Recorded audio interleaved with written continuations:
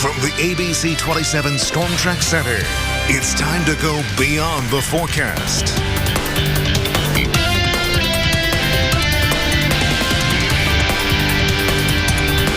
Welcome to another episode of Beyond the Forecast. Tonight, we focus on all things tropical. That's right. Hurricane season runs from June through November, and as it kicks off, we wanted to get you ready. And so we begin with my colleague here, Eric Finkenbeiter, who's going to explain the naming convention for hurricanes, the names that will no longer be used, and this year's list of Atlantic hurricane names. So take it away, my friend. And those names are not chosen by the National Hurricane Center. That's correct, and you're going to explain why that is. Absolutely. So hurricanes were once labeled using the location and latitude and longitude. Now, it wasn't until World War II when the use of names became widespread and female names were only used. By using names, communication was quicker with less errors and confusion, especially when two or more storms were occurring at the same time.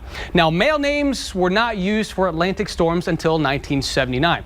So the names you see are picked by the World Meteorological Association, not by the National Hurricane Center. And there are 6 lists of names.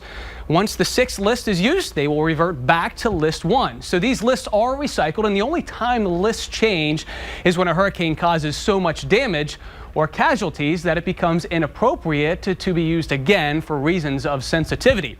So some of those names that have been retired, we're going to start with the 1950s. Carol in 1954. We have a list there in 1955.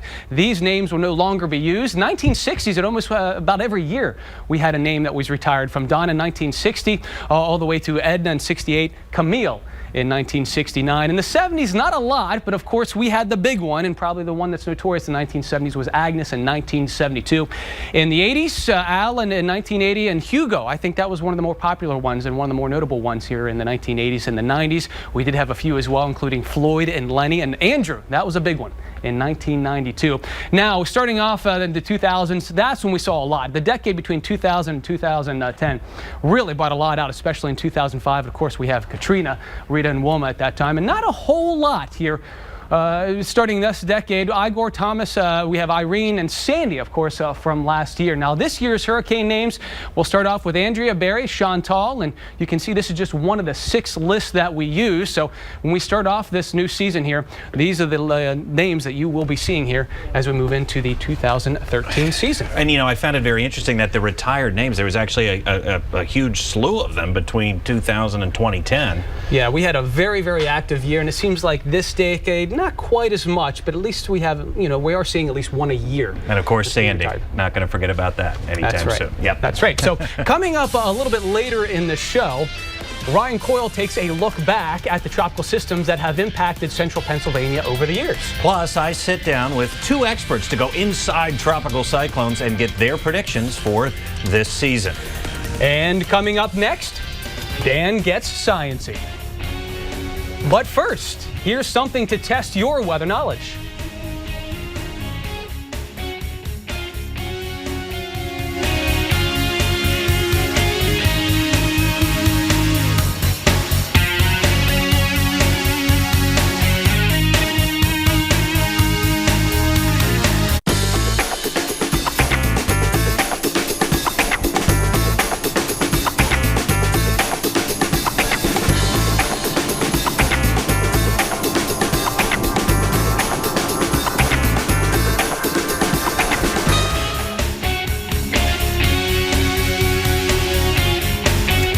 Welcome back, everybody. We continue our program that focuses on going inside tropical cyclones, and he's back at it, this time to explain how these complex storms form. Dan, get all sciencey. Tropical depressions, tropical storms, and hurricanes, while destructive and powerful, have unique meteorological characteristics. Hurricane season officially begins in June and spans the entire northern hemisphere summer, plus September, October, and November. Now, during this time, ocean temperatures in the Atlantic basin are ripe for tropical weather. Tropical depressions, tropical storms, and hurricanes thrive in waters that are 26 degrees Celsius or higher. The warm water creates a warm and moist atmosphere near the ocean's surface through evaporation and heat transfer. As a consequence, a process called convection, or the process of air rising and then condensing into clouds, showers, and thunderstorms, develops. This same process is responsible for our afternoon showers and thunderstorms, just as I mentioned in Beyond the Forecast previously. Another mechanism for thunderstorms over the Atlantic Ocean are disturbances that originate from the west coast of Africa. These disturbances are formed due to the large temperature difference in Africa, with a hot and dry Sahara desert climate to the north and a cooler, more moist climate to the south. Another main key ingredient for tropical storms is a favorable vertical wind shear environment. Wind shear describes the way winds change with speed and direction in respect to height. The less wind shear, the better for thunderstorm development, as they won't be torn apart, hence making a tropical system much stronger. A mature tropical system can then keep itself going. As you can see by this cross-section, a fully developed system continuously brings in warm, moist air into the eye of the storm and pulls cool, dry air out the top. This will keep the storm going by itself as the showers and thunderstorms development. Plus, you get this beautiful eye structure you can see in visible satellite imagery. For Beyond the Forecast, I'm meteorologist Dan Tommaso. And thank you very much, Dan. Coming up after the break, Brett will be rejoining us and bringing us his exclusive conversation with two experts about hurricanes, past, present, and future. Stay with us.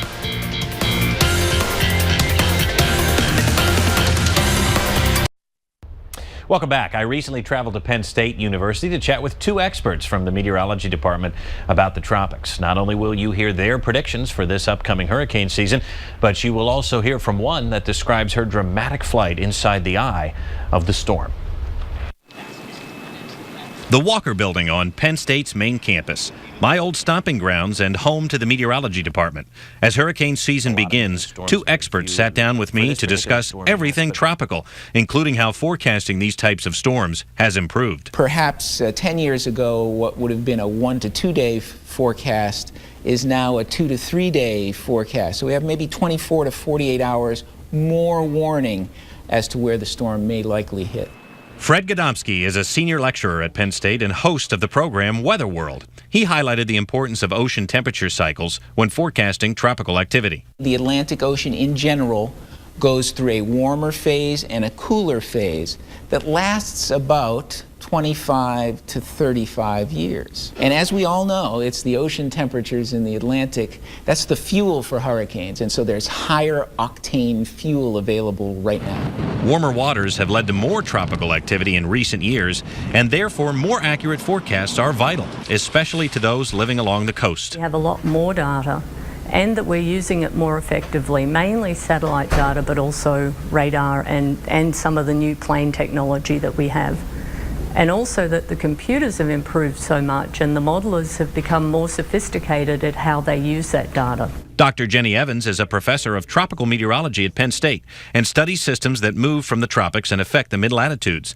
She described to me how these large complexes get organized. The thunderstorms, when they rain, they also release energy into the atmosphere, and the rotation keeps that energy local, and the energy spins up the storm more and makes the winds even stronger, and you get a feedback where these things feed off each other. Forecasting large storms like hurricanes is a challenge, but Gadomski says he rarely gets bored. And yes, I still get just about as excited as I ever did about the weather. This same level of excitement led Dr. Evans on quite a thrill ride back in 2004. Ivan was a Cat 4 when we went into it on the second day, and it was approaching the Florida coast, and of course everyone was worried if that system came ashore in Florida, Alabama, that it could be devastating. Listen as she recalls her journey into the eye of Hurricane Ivan aboard a type of aircraft known as a P-3. The P-3s are these old workhorses that have flown through hurricanes since the 70s, and I don't know if that's a good or a bad thing because these are not new planes. These planes look nothing like a commercial plane. Almost all of the seats are taken out. There's equipment everywhere, and they're very bare bones. We get on the plane and they couldn't get the plane started, and so somebody came out, you know, someone drove out and I guess jump-started the plane, and I'm thinking, well, this could be tricky.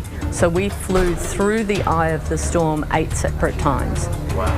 And every time we flew in, you went weightless. When rough turbulence hits, the P-3 has a warning system, and it's more than a little tricky to get back in place. And so all of a sudden you feel this bump or the light and the sound go, and you just grab the bar, and then it's hand over hand to get back to your seat and buckle in until that stops. And wow, I mean, just such a unique experience to hear Dr. Evans talk about that. Myself, along with the entire crew, were just glued to our seats listening to Dr. Evans talk about flying into Hurricane Ivan. Well, coming up after the break, part 2 of my Penn State chat, where we take a look back at Sandy and also forecast this hurricane season. And a little later, Ryan Coyle joins us, and he looks back at past tropical storms that have affected central PA. But first, it's time once again to test your weather knowledge.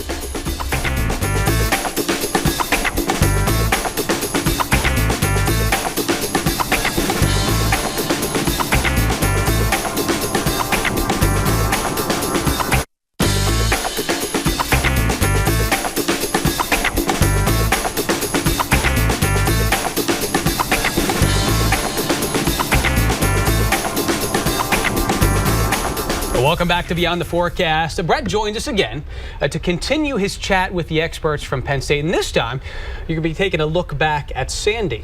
That's right, Eric. We all remember Sandy slamming into the eastern seaboard last fall. We remember forecasting it. And I wanted to look back at that storm from a forecasting perspective and take a look at what's ahead for this season, too.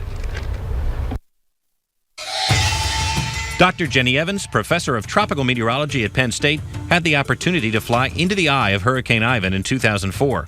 She recalled the uniqueness of that storm to me during my visit to the Walker Building. We could track the remnant of it as it came off the northeast coast of the US and circled back around and crossed Florida, and then made another landfall in Texas. So it had 3 U.S. landfalls. While the remnants of Ivan did cause flooding in parts of central PA, it was another more recent storm that was unique in other ways. An extraordinary meteorological event for the east coast of the United States. That is how senior lecturer and host of Weather World, Fred Gadomski, describes Hurricane Sandy. Gadomski believes Sandy was so profound because all the stars were aligned perfectly. The pieces were on the chessboard in a way that brought that storm not moving from west to east as it reached the latitude of New Jersey and Pennsylvania, but rather moving from east to west. And that is pretty uncommon in this part of the world at this time of year. Dr. Evans shares the notion that Sandy was certainly uncommon, but it hasn't been the only storm to hit this part of the U.S. head on. Hurricane Sandy was very, very unusual, but not completely unique. In 1938, the Great New England Hurricane came through essentially that region. It actually carved a channel through Long Island. There are better forecasting tools available today than in 1938, and Evans recalls one particular computer model nailing the forecast for Sandy. The European model was a cracker. It had the landfall of Sandy in the Jersey area when the system was still south of Cuba.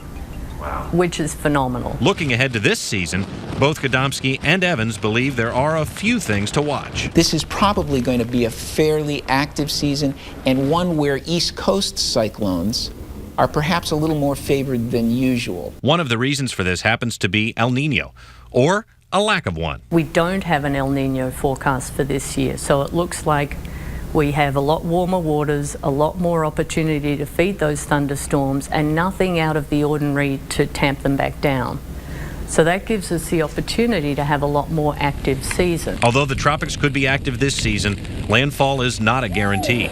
However, Gadomski says to play it safe based on recent pattern trends. Many of the upper level patterns that we've been experiencing lately and ocean water temperature patterns that we are currently seeing are similar to those of the mid-1950s. And one of the long-range forecasting techniques that we use is one called analogy. We go back and look for similar patterns, see what happened then, and say, well, you know, something like that is going to happen this time. And if you use that kind of forecasting, that would suggest that this season and perhaps next season as well would be seasons where folks along the East Coast will need to have their eye out a little more carefully. And that is really the key. I think if there's one takeaway from Sandy, it's that we all must prepare ourselves for the possibility of these large weather events, even right here in central PA. Yeah, absolutely. Preparation is key, especially as we just heard in your piece. If cyclones may be more likely to hit the East Coast this season. As they could be, according to Fred. That's right. Hey, please stay with us. After the break, we take a look back at our run-ins with tropical systems over the years.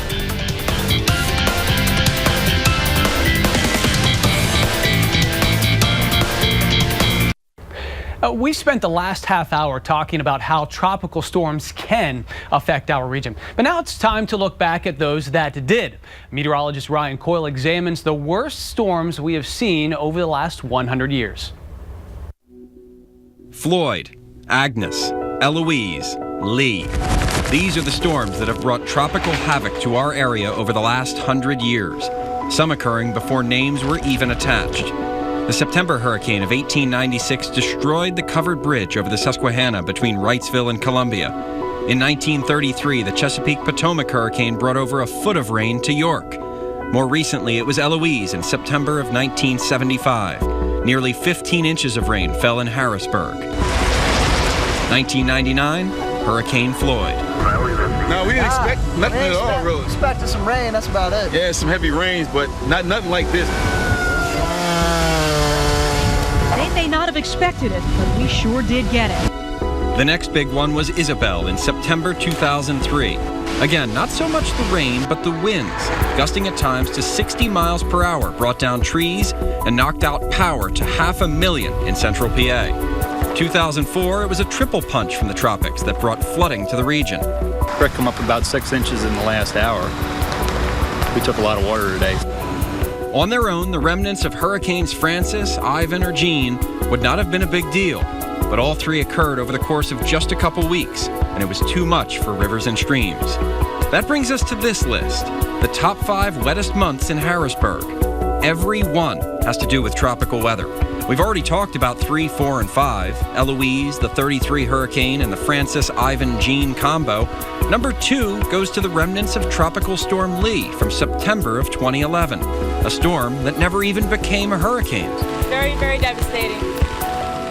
It smashed in our patio door and it put 3 feet of water in our basement. The Swadera Creek experienced record-shattering flooding in many spots, including Hershey, where the normally 2-foot-deep creek ran as high as 26 feet. And of course, we have to mention Sandy from just last fall. She raked the East Coast with record storm surge and billions of dollars in damage, but was surprisingly easy on us, despite a track that moved right over northern York County. But all pale in comparison to the most destructive natural disaster in Pennsylvania history, Hurricane Agnes in June of 1972.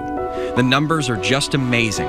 Over 19 inches of rain in parts of Schuylkill County, a foot of rain in just 24 hours in Harrisburg, the wettest month ever recorded. The Susquehanna's highest recorded crest in Harrisburg at over 33 feet. $2.3 billion in losses in Pennsylvania alone. But this storm was more than just numbers, it was stories of horror. Boy Scouts evacuated by helicopter from Camp Shikellamy in lichens due to rising floodwaters. Raging fires in the swamp city of Harrisburg, an evacuation of the governor's mansion, and 49 dead across the Commonwealth. Everything is gone. Oh, God, what are we going to do? When it comes to tropical weather in Pennsylvania, Agnes is a name that will continue to stand above the rest. Reporting for Beyond the Forecast, I'm meteorologist Ryan Coyle. Well, I mean, he said it. There's Agnes, and then there's really everything else. And we've lived through Lee and Sandy, and they were bad. They were very bad, especially Lee, but nothing will touch Agnes. And of the top 5 wettest months ever recorded, most of us have lived through those months as well. That's right. It's pretty remarkable what we've had over the last 10 years and also the last 30 years. Absolutely. So we want to say thank you to Ryan Coyle for that comprehensive look back, and Eric now has a look ahead. That's right. So mountains, valleys, rivers, the Atlantic Ocean, all of these factors contribute to the climate here in central PA. If you've ever wondered why we experience a variety of weather, then we have a show for you. Tune in for Beyond the Forecast. the climate of Central PA. That's going to be on September 17th at 7:30 right here on ABC 27. And of course, you can catch a rebroadcast of tonight's program this Thursday and Friday. So tomorrow and Friday, June 13th and 14th at 8 p.m. on our Storm Track Center 24/7 channel. And that's all for this edition of Beyond the Forecast. As always, thanks so much for watching, and please have a great night.